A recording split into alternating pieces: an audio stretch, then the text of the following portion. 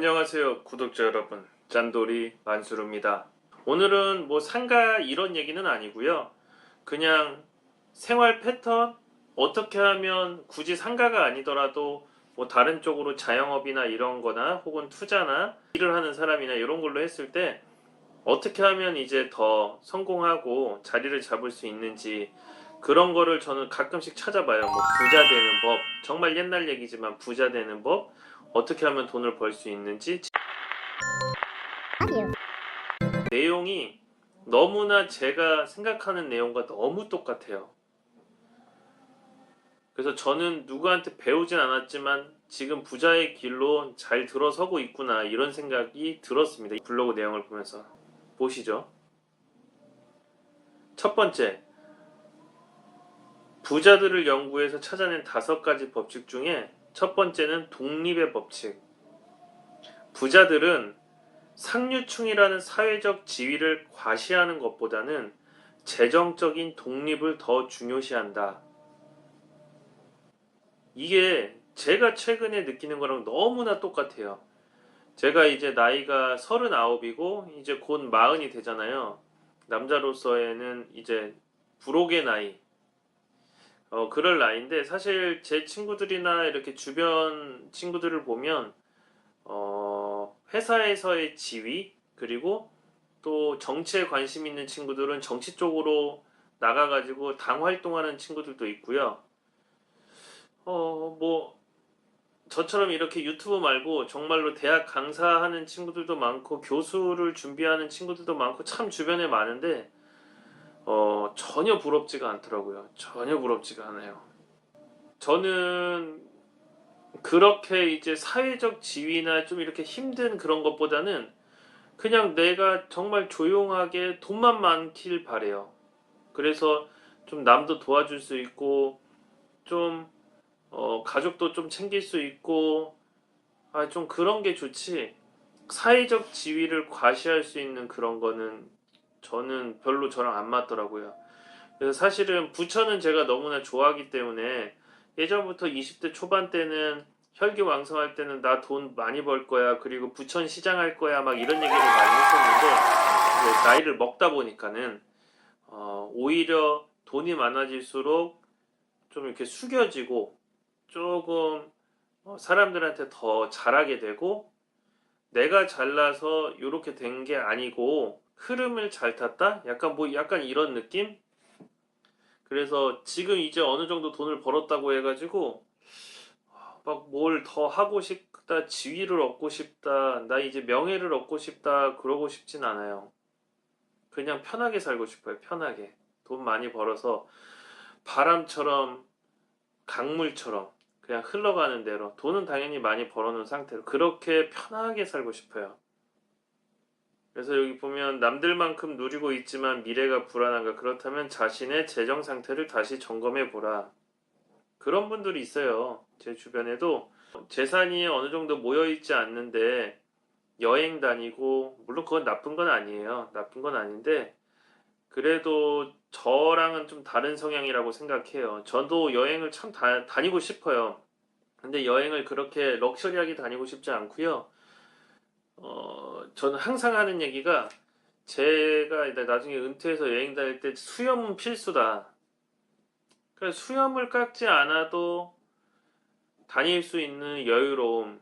그냥 차 한 대, 뭐 캠핑카면 좋고, 캠핑카 아니더라도 좀 큰 차 뒤에다가 트렁크 싣고 좀 차에서 잘 수 있는 그 정도의 넓이의 차만 있다고 하면, 그 파이프라인이라고 많이들 얘기하죠. 그것만 만들어 놓고 여행 다닌다고 하면 평생 얼마나 즐겁게 살겠어요. 그래서 저는 이렇게 어깨뽕 들어가고 이렇게 그렇게 사회적 지위를 찾고 내가 누구야 이런 것보다 그냥 재정적인 독립을 저도 더 중요하게 생각을 해요. 그래서 사실 유튜브도 저랑 성향이 좀 안 맞아요. 저는 강의하고 이런 것보다는 그냥 혼자서 버는 걸 좋아하는데, 이제 어떻게 하다 보니까 좀 가르쳐주고 싶기는 하더라고요. 그래서 유튜브를 찍는 거지. 저는 돈을 아무리 벌어도 좀 이렇게 의리의리한 데서 산다기보다는 좀 바람처럼 저기 밑에 내려가서 살고 싶은데, 또 저희 가족들은 그렇게 생각을 안 하기 때문에 그냥 부천에서 계속 살 것 같아요. 부천에서 조용하게 즐겁게 살고 싶은 그런 생각이 있습니다. 그래서 요것도 참 저랑 맞고, 소유의 법칙. 부자들은 부자 동네에 살지 않고 값비싼 자동차를 소유하고 있지 않다. 소유는 또 다른 소유를 낳을 뿐이고 소유와 재산은 반비례한다. 이거 나랑 너무 맞는 말이잖아. 나랑 너무 맞는. 그러니까 제가 별명이 짠돌이 만수르 아닙니까? 남이 생각했을 때 이게 제가 이거를 배워가지고 하는 게 아니라 그냥 이게 나는 좋더라고. 난 부천이 너무 좋거든요. 제 고향이고. 제가 친구들이 항상 그래요.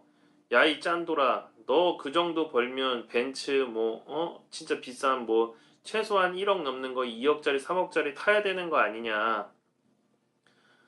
전혀 부럽지가 않아요. 그런 차 끌고 다니는 게. 최근에 전기차를 뽑았어요. EV6. 너무 좋더라고요. 왜냐면 옛날에 스타렉스 끌고 다녔었는데 기름값이 너무 많이 먹어가지고 전기차로 바꿨는데, 야, 전기 한 달에 한 2만 원 넣으면 2만 원 넣으면 진짜 엄청 한 달 내내 타더라고요. 그래서 저는 굉장히 만족하고 있고, 그거랑 다르게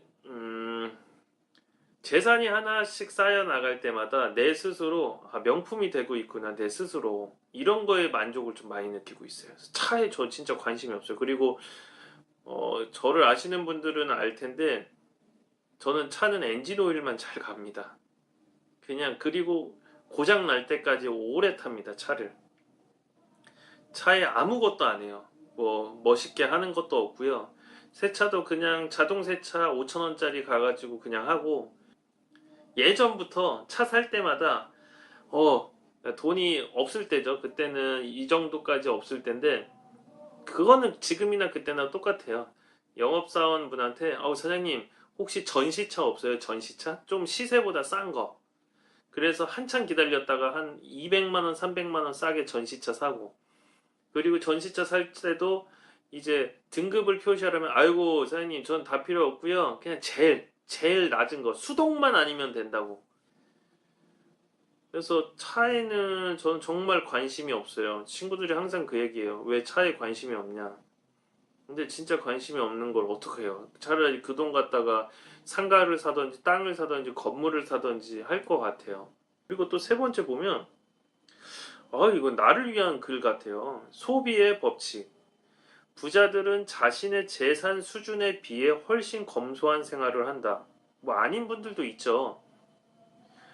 근데 저는 진짜 제가 생각하기에 되게 검소하게 살고 있다고 생각해요. 더 쓰고 싶지도 않고, 그러니까 써야 될 땐 많이 쓰죠. 그러니까 진짜 어떤 금매가 나왔을 때 1억을 던져야 된다. 이럴 때는 그냥 생각할 것도 없이 그냥 바로 던져요.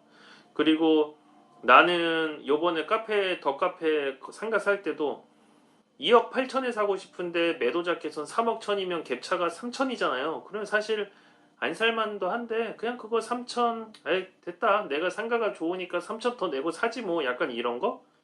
근데 3만 원 쓰는 거는 아까워해요. 쓰잘데기 없는 거 쓸 때. 물론 동생들이랑 밥을 먹고 친구들이랑 밥을 먹고 그럴 때 3만 원 쓰는 건 하나도 안 아깝죠. 근데 주차 딱지 걸렸다던가, 뭔가 안 내도 되는 돈인데 3만 원이 나가면 잠을 못 자요. 아까워가지고. 되게 웃긴 게 한 작년쯤에 건물을 하나 사러 갈 게 있어가지고 실제로 샀는데 싸게 샀는데, 거기 가다가 일방통행을 못 봐가지고 거꾸로 가다가 걸려가지고 끊어주고, 제가 경찰한테 진짜 경찰분한테 살려달라고, 나 여기 지리 모른다고 그래서 했다고. 진짜 표지판이 진짜 조그맣게 되어 있더라고요. 그래서 못 봤어요. 그랬더니 안전벨트로 끊어주셔서 그 자리에서 3만 얼마 이제 나와가지고 그거 바로 냈었던 기억이 있는데, 그게 이제 거래되는 금액이 한 10억 정도에 되는 그런 건물을 계약하러 가는 날이었어요. 근데 10억짜리 계약하는데 3만 원, 10억짜리에서 한 5천만 원 정도 안 깎이는 건 하나도 아깝지 않았는데 3만 원짜리 딱지 끊기는 건 아깝더라. 그래서 저는 제 재산 수준에 비해 훨씬 검소한 생활을 한다. 이렇게 저는 생각을 하고 있어요. 그래서 이것도 맞아요, 저랑. 그래서 당신이 왜 부자가 아닌지 의문이 생기는가? 그렇다면 당신의 생활 방식을 살펴보라. 부자들은 소비를 통제함으로써 부자가 되었고, 그렇게 해서 재산을 유지하고 있다. 저는 이제 좌우명이 하나가 있어요. 좌우명이 하나가 있고, 그 밑에, 어, 부좌우명이라고 해야 되나? 좌우명 밑에 좌우명들이 몇 개씩 더 있어요. 그러니까 돈에 관련된 좌우명, 뭐 사람에 관련된 좌우명, 뭐 이런 것들이 제 스스로의 규칙을 만들어 놨는데 아시죠? 저 휴대폰에 생활계획표까지 하고 다니는 사람이에요. 평생을. 이런 식으로. 이게 초등학교 6학년 넘고 중학교 1학년 때부터 생긴 습관인데 지금까지 하고 있으니까는 25년 된 이 규칙이죠. 25년.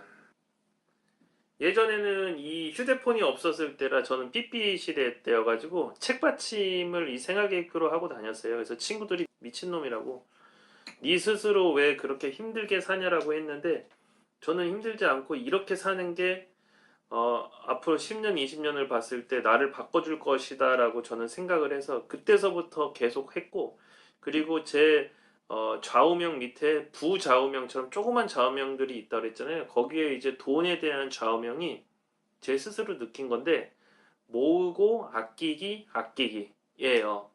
이게 뭐냐면 모으는 거는 한 번이고 아끼는 건 두 번이야. 그러면 돈을 버는 것보다는 쓰는 거를 조절을 잘해야 부자가 된다. 약간 이런 생각을 옛날부터 갖고 있었어가지고 어렸을 때부터 그래서 지출을 상당히 관리를 많이 하고 있습니다. 이게 똑같은 얘기잖아요.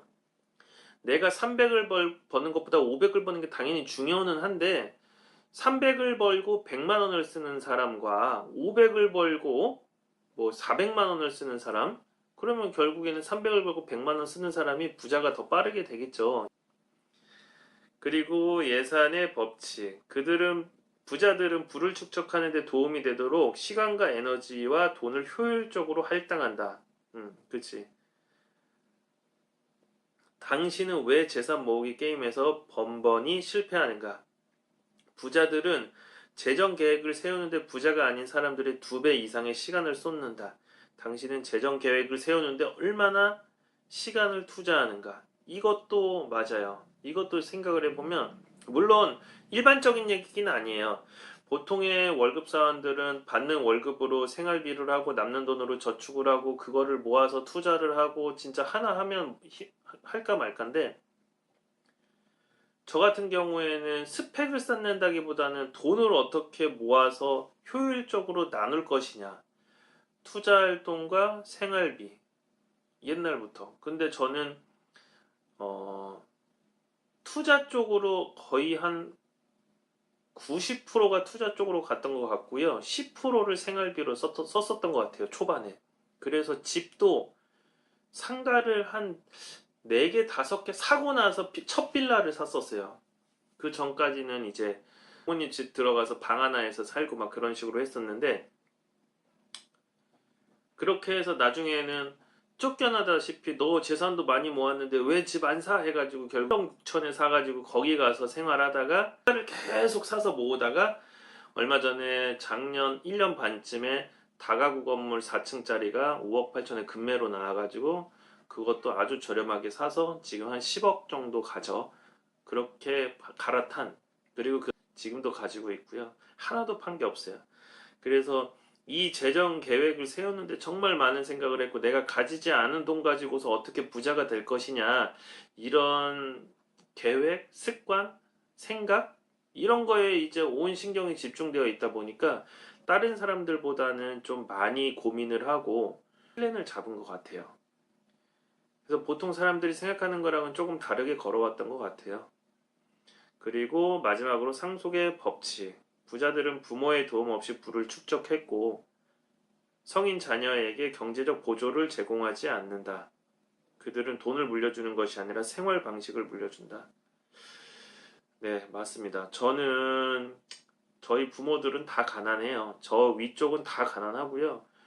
그들 이제 부모들, 친척들 전부 다 이 투자에 대해서는 아예 아예 불인이조차도 아니고 투자에 되게 부정적인 생각을 가진 사람들이고 대출을 받으면은 나중에 망하는 줄 알고 있는 분들인데 제가 거기에 장손으로 태어나서 그분들의 도움 없이 물론 그분들의 도움은 받았습니다. 고3 졸업하고 대학교 1학년 때까지는 제가 비용을 받았던 것 같아요. 감사하게 생각하고요. 여기까지 온 걸 정말 할머니의 도움이 크다고 생각을 하고요. 거기까지였습니다. 저는 그 이후에는 완전히 독립해서 혼자서 영원부터 시작해가지고 여기까지 올라왔고요. 지금도 가끔 아버지랑 이렇게 얘기를 하면 재산 하나도 안 물려줄 재산도 없어요, 저한테. 그래서 제가 빚만 물려주지 말고 아버지 버시는 거 즐겁게 많이 버시거든요. 건설하셔가지고. 버시는 거 다 쓰고 다 재밌게 사시다 가시면 된다고. 그리고 부모의 도움을 받았다고 하면 그거를 어떻게 보면은 복 받은 거잖아요. 그거를 함부로 쓰지 마시고 그 복 받은 거를 조금 키워가지고 한 10배 정도 뻥튀기 한번 시키는 거를 목표로 한번 삼아 보세요. 없으신 분들은 저처럼 다시 하나씩 만들어가지고 한번 늘릴 생각하시고 물려받으신 분들은 한 10배 정도 뻥튀기해서 은퇴한다. 이런 거 생각을 하면 좀 괜찮지 않을까요? 그리고 저도 처음에는 그렇게 물려받으신 분들이 정말 부러웠거든요. 아, 왜 우리 부모님은 저런 거를 나한테 안 물려줬을까? 이런 생각을 많이 했는데 제가 어느 정도에 모이고 나서 보니까 참 의미 없고 그리고 오히려 없이 제가 이렇게 투자를 한 게 나의 기반을 잘 잡아줬구나. 왜냐면 저는 안 무너질 게 보이거든요. 제 스스로. 물론 그분들에 비해서 한참 늦고 이 스타트가 맨 뒤에 있다 보니까 한참 늦었는데 지금 이 정도 흐름을 탔고 내 나이 이 정도의 자리를 잡았다고 하면 앞으로 5년 뒤, 10년 뒤에는 과연 어떻게 될까? 뭐 그런 생각도 하고 근데 또 한편으로는 인생이 뭐 100년, 200년 사는 것도 아닌데 어느 정도 자리가 잡으면 그때는 조금 더 여유롭고 조금 더 백수 같은 삶을 살면서 돈을 벌 수 있는 그런 짠돌이 만수르가 되고 싶습니다. 그러면서 여러분들과 같이 이런 정보 공유도 하고 좋은 게 있으면은 같이 좋다고도 얘기도 하고 또 정말 마음 맞는 분들 있으면 그냥 여행도 같이 가서 이런저런 얘기도 하고 투자 얘기도 하고 실제로 투자 물건이 있어서 지방에 갈 때 같이 몇 명 모여서 버스 하나 대절해서 가기도 하고 그냥 그 정도까지는 만들어 보고 싶어요. 그래서 짠돌이 만수르 채널을 유지를 하고 구독자가 많이 늘어나지도 않는데도 이렇게 계속 영상을 찍는 겁니다. 오늘은 이렇게 오늘은 말일이에요. 종합소득세 신고도 다 했고요. 그리고 5월 말일이라서 사업 미수도 다 정산 한 달치 거 다 해드렸고요. 그래서 오늘은 소주 한잔 하려고 정리하고 생각하고 있습니다. 기분 좋게 소주 한잔 하고 집에 가서 퍼질러서 자고 내일 일어나서 또 열심히 투자 공부도 하고 열심히 살도록 하겠습니다. 고맙습니다. 짠돌이 만수르.